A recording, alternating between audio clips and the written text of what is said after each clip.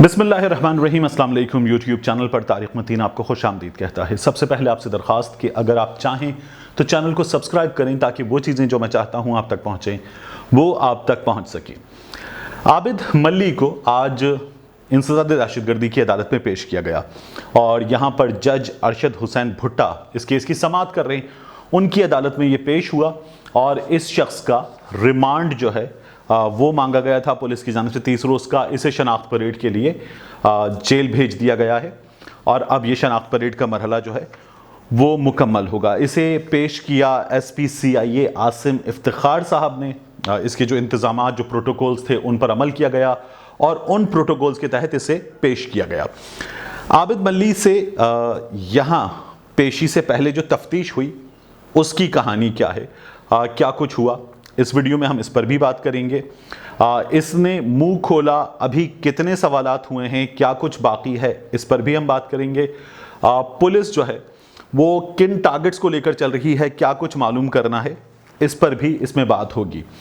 تو عابد ملی سے جب میں نے آپ کو بتایا تھا کہ قیصرانی صاحب جو ہیں یہ ان کے ہاتھ میں تھا، اس سے جب رات میں تفتیش ہوئی ہے یہاں اس کو پیش کرنے سے پہلے تو اس کو سی آئی اے ماڈل ٹاؤن لے جایا گیا اور سی آئی اے ماڈل ٹاؤن لے جا کر اس کی توازو کرنے سے پہلے اس کو بٹھایا گیا، پانی وانی پلایا گیا، اس کو کھانا نہ کھلایا گیا اور پھر اس کے بعد جو ہے اس سے سوال جواب کا طریقہ اور جو سلسلہ ہے وہ شروع کیا گیا۔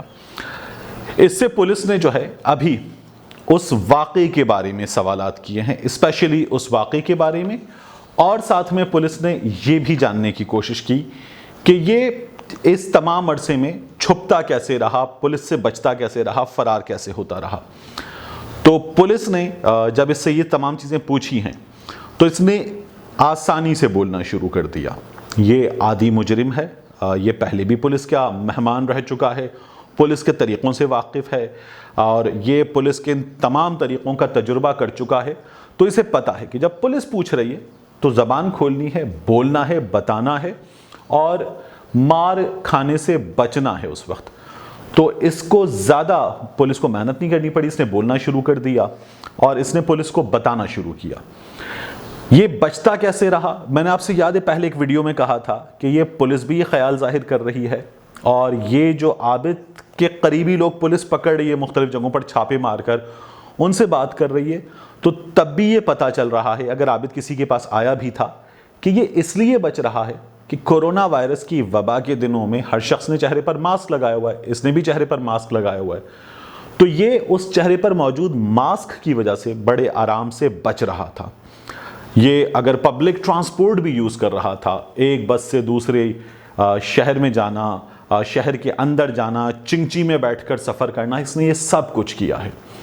تو یہ بڑے آرام سے اس لیے بچ رہا تھا، یہ بازاروں میں گھوما ہے، دکانوں پر گیا ہے اگر کبھی، تو یہ بڑے آرام سے اس لیے بچ رہا تھا کہ اس نے چہرے پر ماسک لگایا ہوا تھا اور یہ شک کی نظر سے مسلسل بچ رہا تھا۔ اس نے ماسک کو بڑا باقاعدہ ایک اچھے شہری کا جس طرح فرض ہے کہ وہ ماسک لگا کر رکھے، تو اس نے اس ماسک کا فائدہ اٹھایا اور یہ ماسک کی وجہ سے بچ رہا تھا۔ یہ اس تمام عرصے میں 4 مختلف شہروں میں گیا ہے اور یہ جنوبی پنجاب گیا ہے، یہ فیصل آباد گیا ہے، یہ لاہور میں تھا، یہ شیخوپورہ گیا ہے۔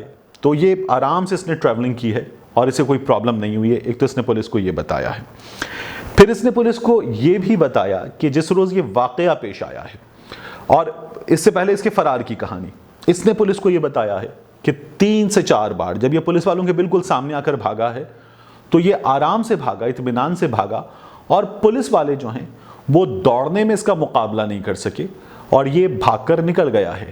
اور پولیس والے جو ہیں انہوں نے اس پر گولی وغیرہ نہیں چلائی، اسے ایک آدھ بار للکارا بھی، تو یہ بھاگ گیا اور یہ پولیس کو غچہ دے کر آرام سے نکلنے میں کامیاب ہوا ہے۔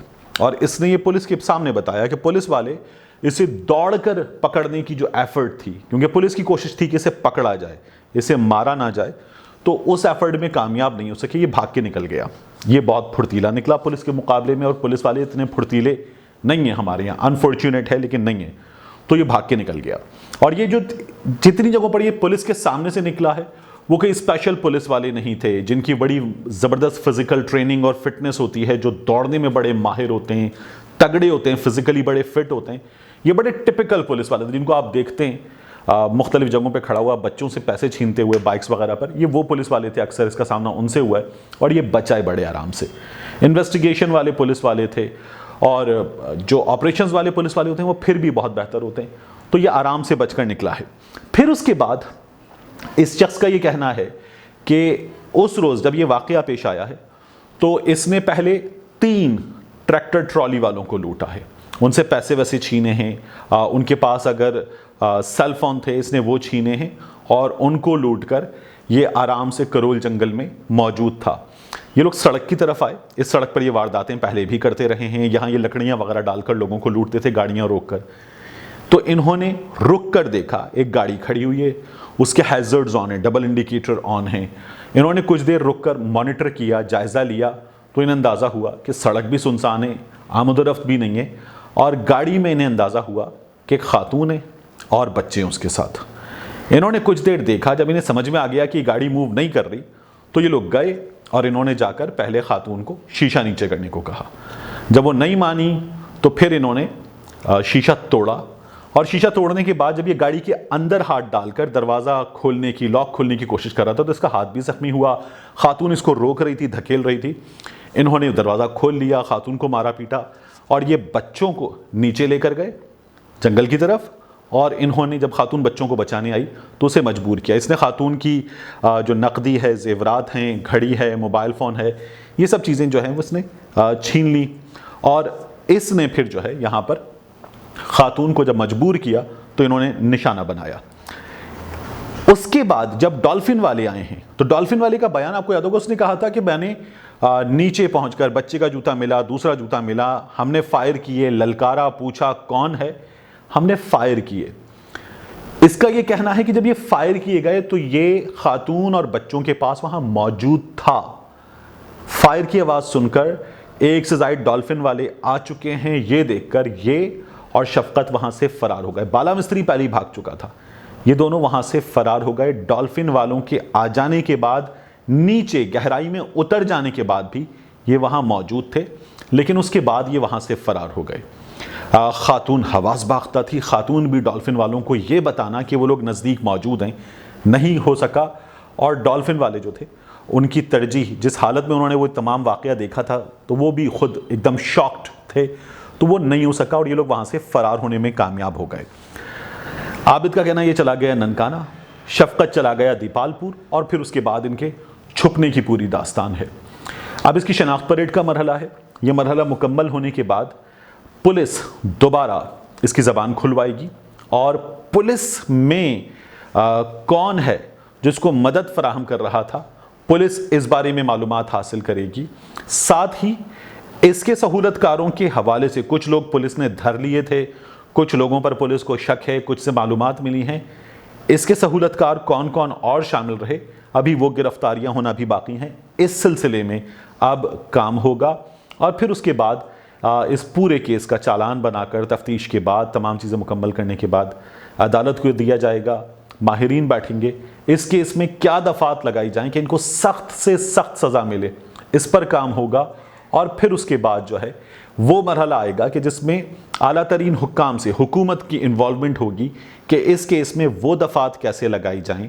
قانونی مرحلہ آئے گا, تکنیکی مرحلہ, کہ ان لوگوں کو عبرت ناک سزا ملے, نشان عبرت بنایا جائے. اور پھر وہ ڈیمانڈ جو پوری قوم کر رہی ہے کہ انہیں کسی پبلک پلیس پر لٹکا کر نشان عبرت بنا دیا جائے.